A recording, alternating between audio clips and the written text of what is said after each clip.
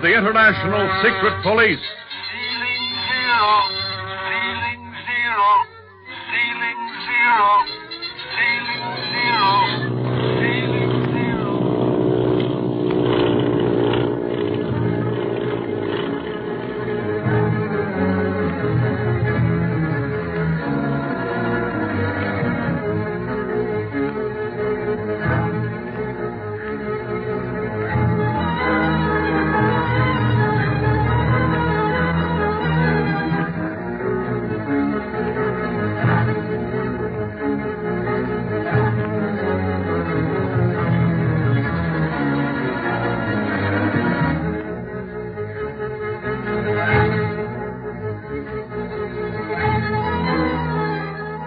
As the plane of the secret police nears Black Pass, where the octopus is supposedly awaiting them, Clint orders Barney to turn off his course and head for Nagchuka, main gateway to the Tibetan capital, Lhasa. He plans to leave Dr. Kingsley and little Jean there for safety's sake, not knowing that the octopus and Quan Wu have also flown there. As the boys fly over Nagchuka, however, they see a plane below which they recognize as belonging to their enemy, the octopus, and Barney hastens to land beside it. Be careful, Barney. You're going to land at too fast a speed. You'll crack us up. No, I won't, Clint. Just hold on a minute, and I'll have you down, and we'll have the octopus. I sure hope you know what you're doing, Barney.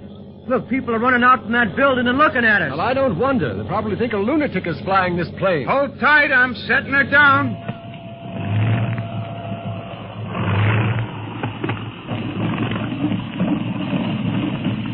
There, we're down. Didn't I tell you I'd do it? Yes, you needn't have bounced just like a rubber ball. Pull up right beside that octopus plane, then cut your motors. Speed and I'll go back and get the others ready to climb out.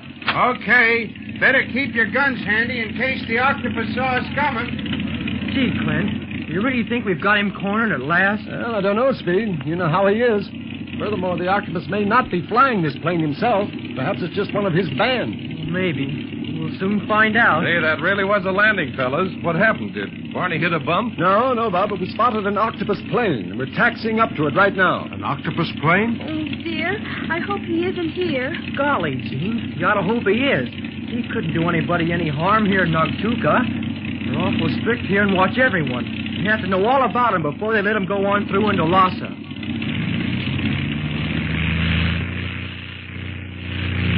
All right. Everybody out now. But Dr. Kingsley, you and Jean stay in back of us. Can't tell what might be awaiting us. Well, whatever you say, Clint. I'll go first. You follow me, Bob, and keep your eyes and ears open. You bet. Here we go. Oh, here comes someone to meet us.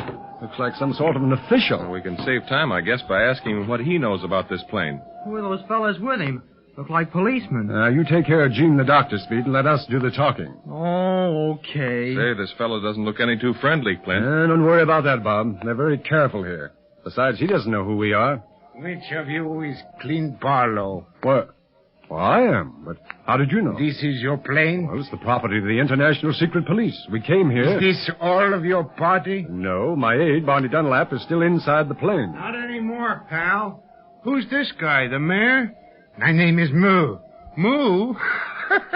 You find it funny? Very funny, pal. It sounds like a cow. You know, moo, moo. Oh, here, now take it easy, Barney. Yeah. Oh, he knows I'm only kidding. Have you told him about the octopus? And I was just about Enough to... of this talk. Clint Barlow, you and your party are under arrest. You... What? What do you mean? Why, there must be some mistake, Mr. Moo. Why, we're the secret police. Yeah, and we came here to arrest somebody, not to be arrested. Nevertheless, you are under arrest. Any pleas of innocence you wish to make must be made at headquarters. Come with me.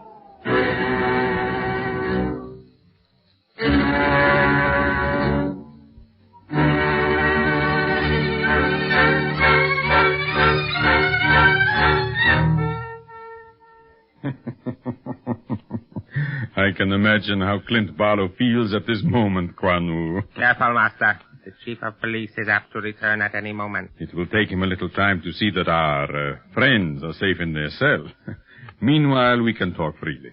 I shall feel better when we have left Nagchuka and are safe in our headquarters at Lhasa. Barlow may convince the authorities of the truth, and then we are lost. Before he can do that, we shall be in Lhasa, Quan Wu. Do not forget that the Tibetan government thinks me to be a noted scientist, Paul Munier. I am going to carry on important scientific investigations here in Tibet. And for privacy, I pay the Tibetan government a very large sum of money. But what if Barlow tells them that you are the octopus? I do not doubt that he will, but they will not believe him.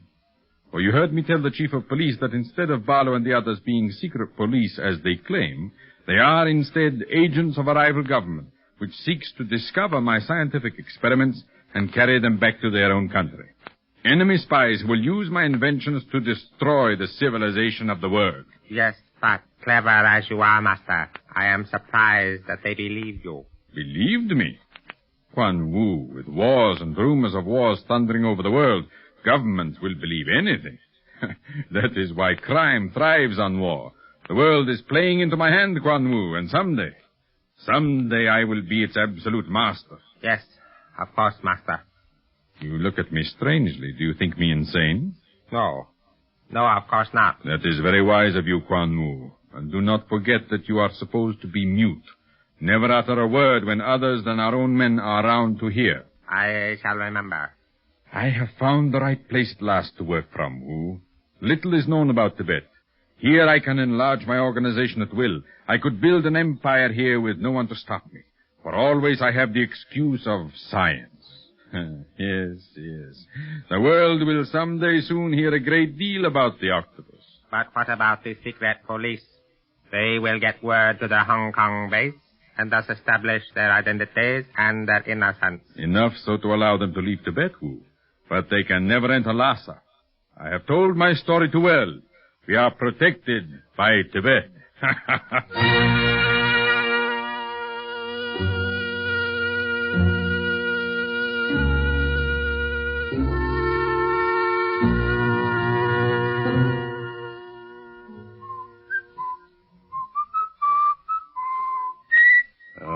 Barney, would you mind stopping that eternal whistling of yours?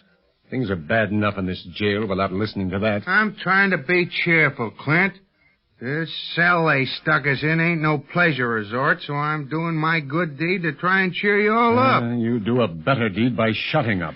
All right, but you never did appreciate me. If we could only get to see the chief of police, he'd let us out of here right away. We did see him when they threw us in here, Speed. Yeah, but not to talk to. He just looked at us. They jailed us without giving us a chance to talk to anyone. We have no idea as to the charges against us, the reason for our arrest. Don't worry about the reason, old pal. It's the octopus. That rat framed us somehow. Oh, but how? How can he land here without giving himself away? If I knew all that, I wouldn't be in here. It really isn't so bad, Barney. I think it's kind of fun. We're sure to get out of this all right. And it isn't everybody who can be in a Tibetan jail. That's what makes me angriest of all, to think that they put a little girl like Jean in jail, too. I guess you look like a criminal character, Jean. Oh, this is terrible. Seems like some horrible dream, Clint. We're in a bad spot, all right, Doctor. They'll have to let us talk to someone eventually. Then I can cable Hong Kong and prove our identity. They can't keep us in this cell forever. Why can't they? What? Why can't they? Who's going to know what happened to us? Maybe that's what they do to people when they come to Tibet. Put them in dungeons so they're never heard of again. You said yourself nobody knew much about the place. Oh, for the love of Mike, pipe down. Huh? You heard me. Why, Tibet is more civilized in many respects than a lot of other countries. Whatever jam we're in now is bound to be only temporary. So don't talk just to hear yourself talk and frighten Jean. I was only We saying... heard you the first time. Don't repeat it. There's only a way we could escape from this jail before the octopus has a chance to leave Nagchuka. Yes, that's what we're probably in here for, Speed. To give him time to take off. Sure it is. He probably spotted our plane long before we saw his and cut our throats so nicely with the officials that we'll be here as long as it suits him. Yes, but if he talked to the Tibetan officials, he couldn't have had his mask on. Say, Dr. Kingsley's right. Yes, the octopus must be traveling under an assumed name here in Tibet, and a very powerful name. We never could have had us thrown in here without a chance of talking for our rights. Say, Clint, if he can talk them into things like that, what's going to stop him from talking them into shooting us? Yeah, there you go again. Well, it's possible. Or maybe this is one of them jails where the floor drops away and you fall into a well, or the walls close in on you. Oh, yes, or the ceiling, studded with long spikes, descends on you. Yeah, how did you know? Oh, I used to read the same kind of detective stories when I was 6 years old. Oh, yeah? Let me tell you, I've learned a lot from them detective stories. Oh, now I know what's wrong with you lately, huh? Well, stop reading them for the good of the International Secret Police. Clint, what'll we do after we do get out of here? Well, it all depends, Speed. Only I hope that we can get some clue as to the destination of the octopus. But I'm afraid he won't leave a trace. And all the time we thought he was going to be at the Black Pass. Well, we just took a chance on finding him there. After Chang told him over the shortwave radio that we were following him there. Well, personally, I think it's just as well that you didn't follow him to Black Pass, Clint. Those planes of his were all equipped with machine guns, weren't they? Judging by the one we captured from Splinters, yes. Well, we would have been fighting against terrible odds. One plane against the fleet of the octopus. We could have done some damage with them bombs, though. But speaking of Splinters, I wonder if we'll see him again soon. Well, I hope so, because when we find Splinters, I think we'll find Marcia Winfield. Oh, Clint, you really think so? Oh, absolutely, honey. She's somewhere in Tibet. And sooner or later, we'll find her. We will if we ever get out of this joint. Well, you haven't helped matters any, you know. Mooing at Mr. Moo. Listen, it wasn't on account of that they threw us in here.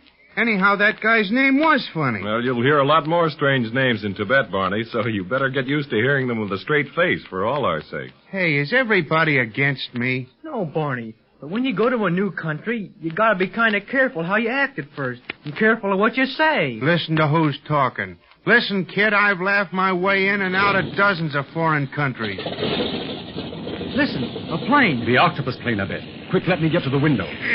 Call that crack in the wall a window. Can you see anything yet, Clint? No, just the sentry walking back and forth. Yes. Wait a minute. Yes, it is the octopus plane. We've got to get out of here. Hey, now, Wait a minute, fellas. Somebody's coming. What is all this noise about? The octopus, you let him fly away. I do not know what you talk about, Mr. Dunlap. But my chief is ready to see you all. Prove your innocence of the charge against you. To him. If you can.